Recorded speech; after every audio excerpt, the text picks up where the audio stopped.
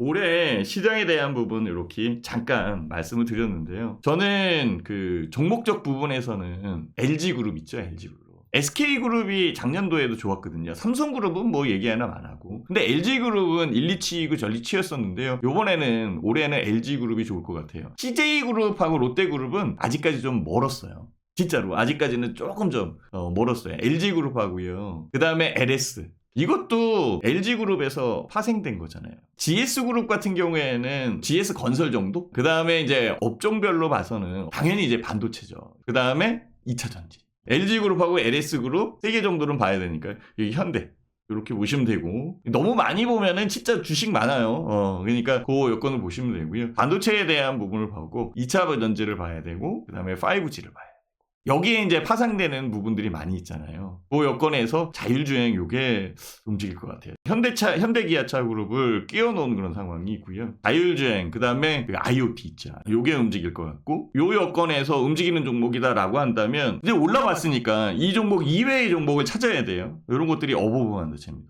어버브 반도체. 이런 거 좀 이따가 제가 종목을 차트를 보여드리면서 알려드릴게요. 자율주행, 그 다음에 빅데이터, 그 다음에 이제 AI 인공지능, 그쵸? 반도체, 2차전지, 5G, 자율주행, 뭐 당연히 2차전지에는 이 전기차가 들어가는 상황이고, 그리고 이런 것들이 움직일 때 대선 구도라는 게 분명히 있잖아요, 그죠? 그래서 대선 관련돼 있는 정치인 관련주들이 꽤 움직일 수 있어요. 근데 이제 정치인 관련주를 쫓아다니기에는 너무 힘든 그런 상황이고요. 잘못 매매하게 되면 정말 큰 코 다칠 수 있는 그런 부분이기 때문에 기본적으로 기업에 대한 재무적 밸류에이션을 체크해 놓은 다음에 제가 제시한 종목이 누구하고 연결된다라고 한다면 그거는 괜찮은 것 같아요.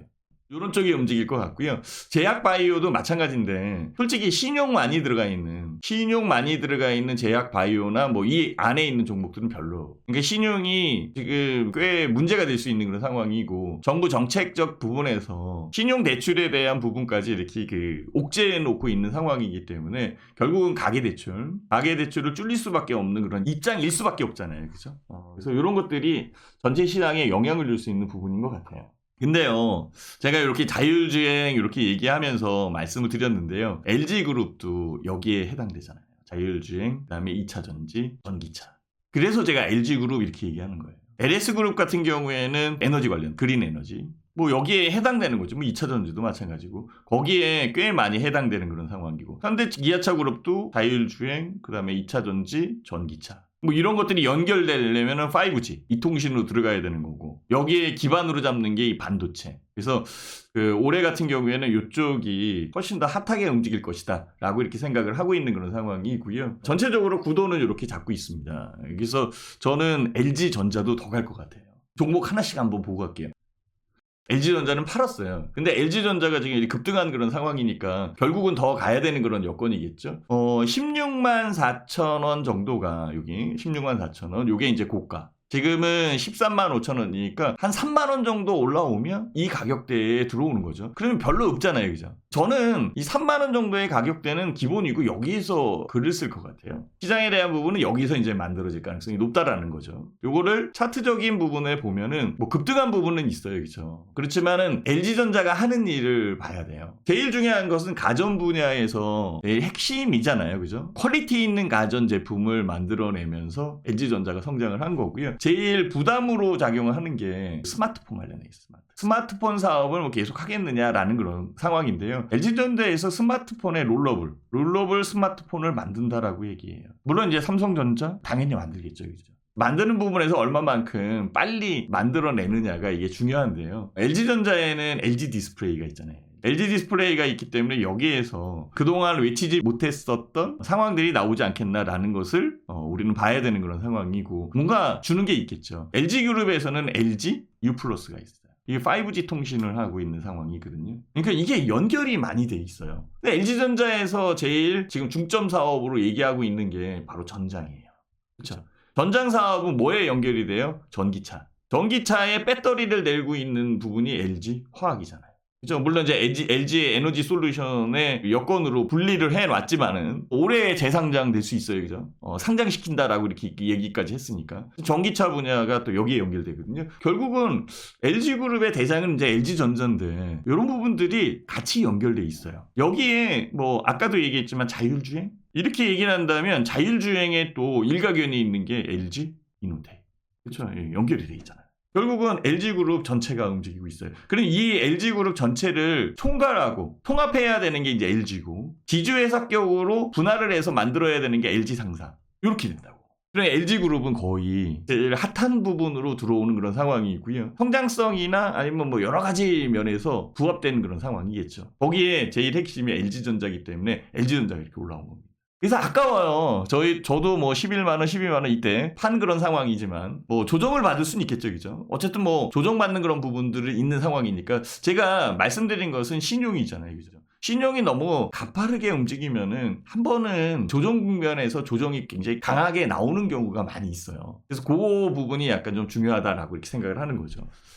최근 움직이는 걸 보면 이 까만색 선이 신용이거든요. 신용이 급격하게 느는 부분이 있죠. 뭐 더 간다라고 하니까 급격하게 느는 그런 부분이다라고 인정을 해주는데요. 거래량 늘고 신용 급격하게 늘고, 그렇다면은 진짜 2021년 당장 12월 달까지 갈 건데, 지금 이제 시작도 안 했잖아요.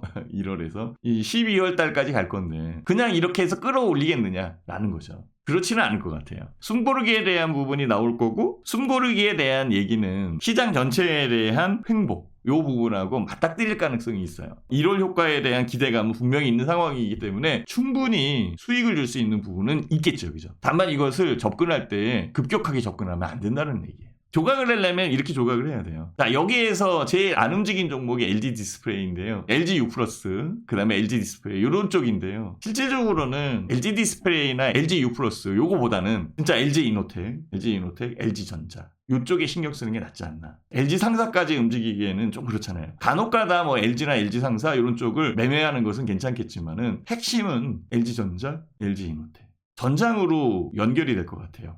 LG 화학. 요거겠죠. 근데 LG화학은 접근하기가 힘들잖아요. 가격대 여기 벌써 LG화학은 100만 원 간다 이런 얘기 계속적으로 나오고 있는 그런 상황이기 때문에, 당연히 갖고 있는 사람은 꾸준히 갖고 가면서 수익을 더 내야 되는 그런 상황이고, 접근하는 사람들 같은 경우는 약간 불편할 수도 있잖아요. 그죠?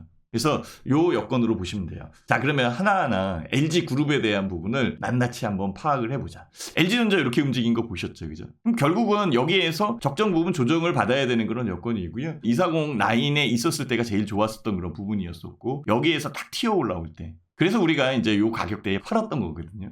근데 이제 더 올라왔어요. 더 올라왔는데, 그 LG전자는 다시 살 의향이 있어요. 계속적으로 좀 보고 있는 그런 상황이고요. 요 종목 말고 LG 이노텍을 한번 보자. 제가 LG 이노텍은 뭐 하는지 아시죠? 그죠? 스마트폰 부품 관련되어 있는 부분과 애플사 애플폰 관련되어 있는 여러 가지 부품을 납품하는 업체잖아요. 그죠? 그래서 LG 이노텍 하면은 애플사 연관되어 있는 부분이 제일 큰 그런 상황이죠. 그렇지만 LG 이노텍은 전장 부품, 전장 부분에서 자율주행 쪽을 담당하는 그 LG 이노텍의 그 사업부, 이런 것들을 봐야 돼요. 움직이지 않았죠. 이전의 고점이 여기였고. 그러니까 사기가 얼마나 좋은 그런 상황이냐라는 거죠. 이전에 요거 208,500원까지 움직일 때에는 LG전자가 급격하게 움직이면서 애플사가 뭘 만든다고 얘기했어요? 자동차 만든다고 그랬어요. 자동차 만든다라는 얘기가 부합적으로 나오기 시작을 하면서 LG전자, 뭐 LG이노텍 같이, 뭐 LG도 마찬가지고 다 움직였었던 그 상황이었으니까, 그게 12월 23일이에요. 그래서 급등을 했었던 그런 부분이 있는데요. 급등을 한 이후에 윗꼬리를 달고 내려왔잖아요. 그죠? 내려온 그런 상황이기 때문에 이 부분에서는 이렇게 만들어진 겁니다. 이게 이제 깃발형입니다라고 이렇게 얘기할 수 있잖아요. 깃발형에 대한 부분에서는 이 깃발의 이 부분만큼 다시 주가가 올라온다. 이렇게 움직입니다. 그러니까 여기에서 실질적으로는 다시 여기까지 움직여야 되는 거죠. 이렇게 나중에 만들더라도 요 부분만큼 이게 움직여야 되는 거니까 이렇게. 그러니까 결국은 요 가격이에요. 요 가격이 슈팅에 의해서 만들어진 거죠. 그렇죠.